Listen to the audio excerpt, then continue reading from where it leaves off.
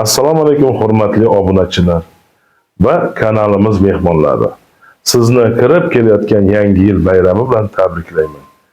Yangi 2026-yilda sizga mustahkam sog'liq, tugalmas hayotiy kuch, quvvat, quvonch va muvaffaqiyat tilayman. Yangi yil, yangi yutuq va hayotiy cho'qqilar yili bo'lib, yorqin voqealar, yangi zafarlar, unutilmas taassurotlar tuhfa etsin. Oilangizda esa umid, xotirjamlik va ruhiy osoyishtalik hukm etsin. Aziz obunachilar va mehmonlar, qaddingiz doimo baland bo'lsin. Yangi yil yana bir bor muborak bo'lsin.